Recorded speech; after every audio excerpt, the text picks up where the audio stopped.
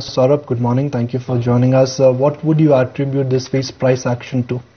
I think clearly going into the results season, there is considerable investor apprehension about the three big sectors in our country, banking, IT and FMCG. I think there's an expectation that we'll see a weak result season from all three big sectors. And I think that is the core driver of the recent sell-off.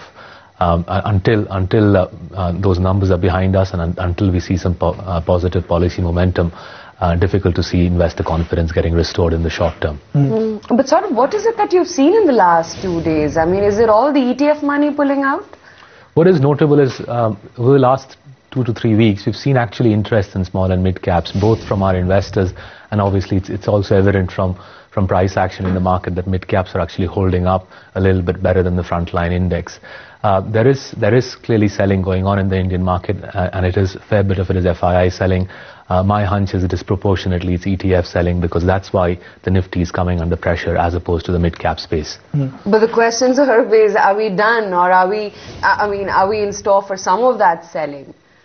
I think this result season will be rocky, because I think this is the first result season I can remember for a while where the three core drivers of our stock market, consumer, IT and banking, all three core drivers are under earnings pressure. And I think the earnings season will be rocky. There is likely to be some positive policy momentum, coal price pooling, cabinet committee on investments, parliament reconvenes on 22nd April. But until that policy momentum comes back, I think the market will be quite soft. Saurabh, sugar, clearly the big story. Sugar sector has been decontrolled, but it has been decontrolled with some riders. So the material impact may not be all that meaningful, but the sentimental impact, you can see on your screen, most of the sugar stocks are up more than 15 to 20%. What's the story there? Clearly, with input prices being controlled, cane input prices being controlled by the state governments, but with the output price decontrolled yesterday, a bounce was on the cards, and we can clearly see it panning out today. Question is, what stance will the government take on the other side of elections? My sense is that this sector is I think decontrolled for good. I don't think we'll return to sugar deregulation. And as we get further away from the verdict and towards the elections, I think the sugar stocks will rally a touch further. The negative impact, however, will be on FMCG and spirit companies, because that's where sugar gets used as an input. So companies like United Spirits, GSK Consumer, Britannia, where sugar is a large input cost, I think that you could see some negative impact there. Saurabh, you just said that the market is going to be soft for the next couple of weeks. When you say soft, are we going to test the kind of levels that we already are at, say 5,500 or even 5,400 perhaps? So can we really see breach of really key levels, and we could go down to, as low as 5,200, which is the low end of range that some of the experts have been talking about? The view we have taken is 5,500 has been historically a pretty critical support level for the Nifty. If you take the last 4 or 5 years, pretty much in every crisis, 5,500 has been a critical support level.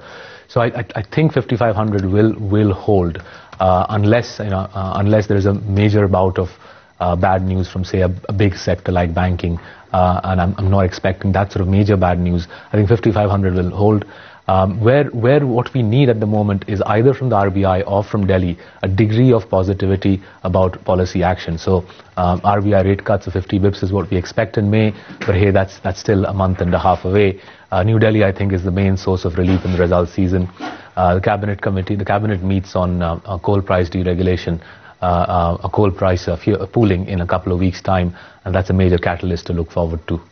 But what is less than 10 days away is Infosys. Infosys numbers are out on 12th of April, next Friday. And on 12th of April, Infosys not only will declare their quarterly guidance, they will also share their full year annual guidance for FY14. Last time Infosys helped us. Do you think this time around Infosys is likely to spring in a big surprise? The rally in the Infosys shares, I think, is overdone. We continue to remain high conviction sellers of Infosys. Our reading of recent results such as Oracle, such as TIBCO, such as Accenture is that whilst the US economy is recovering a touch, there isn't any big demand recovery for IT. And given that, and given Infosys' historical weakness in enterprise application services, I think the rally is overdone. It remains a high conviction sell for us. So what really could do trick for us when it comes to the result season? Last time it was Infosys and Reliance. If you are of the view that Infosys is unlikely to surprise us on the upside, where do you think the surprise could really come in from? The three sectors where we are seeing a degree of positivity, firstly is oil and gas. The obvious trigger in oil and gas is fuel deregulation and the potential for the APM price to be announced. ONGC is the main play on both of those triggers. The second one is auto. We've been positive on Maruti. We've been buyers of Maruti for the last 8 months. Partly yen devaluation has helped, but also Maruti's market share gains, as was stated by the company recently, is a big positive. Now, Maruti has clearly said that they believe that the worst is behind us. What will the other auto companies say will be quite interesting. But I think auto is a straightforward play on an economic recovery. Balance sheets are strong, and I think this is a sector investors should look at quite carefully. And the third interesting area that we're seeing is light industrials, the capital goods. So gensets, a huge demand pickup in the last 3 months on the back of the power situation in our country. So stocks such as Cummins India, Kirloskar Oil Engines, Havells, Viga, the entire light electrical space, I think will have a good result season. Saurabh, when you say autos, would you mean Maruti or would you mean the beaten down names which are, clocking fresh new lows every day like a Hero MotoCorp? I think the CM data is unequivocal about the fact that whether it's two-wheelers, whether it's cars or CVs, there is huge softness in demand. I think that is undeniable. What you're therefore looking at is companies where valuations are attractive given those fundamentals. Other than Maruti, the other stock which I find very interesting is TVS Motors.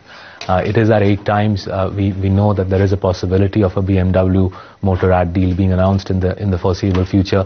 It's trading at a 45% discount to the frontline two-wheeler stocks. And with this sort of catalyst on the wings, someone as prestigious as BMW potentially tying up the TVS Motors, I think this is a very interesting stock.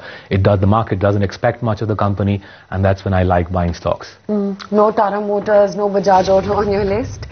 Bajaj Auto remains a buy. It has come off. It's been a buy call for us for the last couple of years. But at this juncture, if you asked me what would be my favorite two-wheeler pick be, I would go for TVS, and in passenger cars, I would go with Maruti. So for FY13, quality indeed dominated Indian markets and leverage was considered as a bad word. Do you think for next 6 months the quality trade will continue, or now, for those who plan to buy quality, they could also be exposing themselves to the disproportionate amount of risk because quality is really expensive? I think quality will continue. Where I think the focus will shift is focus will go away from secular sectors, defensive sectors such as IT, pharma, FMCG, and I think all of those sectors, all of those 3 big defensive sectors, there are negative catalysts which will play out. The focus will shift from those sectors to cyclicals, particularly capital goods, to some extent real estate and power. And in cyclical sectors, investors will still search for quality. So I think real estate could have a good run ahead of itself. But in real estate, rather than going for the beaten down names, I think investors will go for something like Shobha Developers, which has strong balance sheets, good cash flows, and so on. So quality remains the focus, but instead we switch towards cyclicals rather than defensive sectors. What about something like a DLF? I mean, they've got their act together. They've sold some of the non-core businesses. They have sold the energy business also, wind energy business also. Now, the IPP will only help the company to reduce their debt. Do you think in the near term, DLF is also interestingly positioned if they reduce their debt in a meaningful manner in next 2 or 3 quarters? I think DLF's debt reduction has been very encouraging, and to be fair to the company, they have delivered on this front pretty consistently. My reading is they will continue with it because the IPP is coming towards us. I think bankers have been appointed. We are probably no more than 2 to 3 weeks away from the IPP coming through. So my reading is the company will stick to its guns about deleveraging, about trying to generate cash flows, and hence in the run-up to the IPP, DLF does look like a sensible stock to hold. More structurally, however, if you were to look at India over the next couple of years and say real estate is a hugely undervalued sector, it's 10% of GDP, less than 0.5% of the stock market. If you had to identify structural bets in real estate, I would look at a name such as Shobha Developers or Prestige Estates, both Bangalore-based companies. Sorry, what about power? I mean, yeah, sure enough, the CERC decision has brought some cheer to the space, or at least individual stocks, I should say. But still a lot of issues to be dealt with, fuel supply, SCB restructuring, etc. I think there's two sets of catalysts for the firms that are reliant on foreign fuel.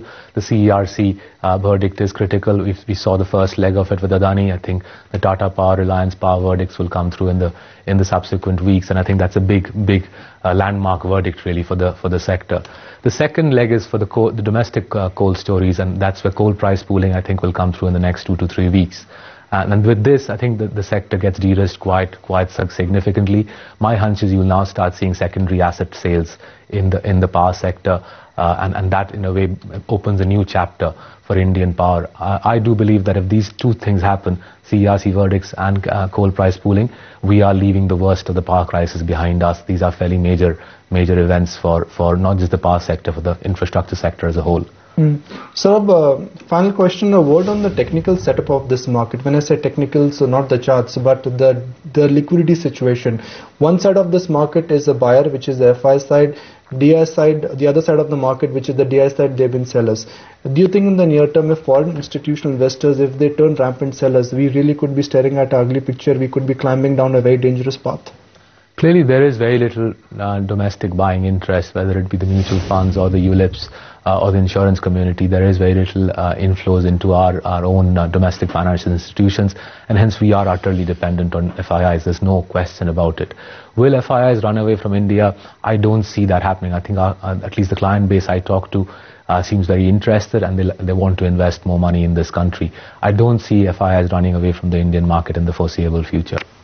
Okay, Saurabh, on that positive note, we'll let you go. Really good chatting with you, and appreciate you taking the time out and joining us today in our studios.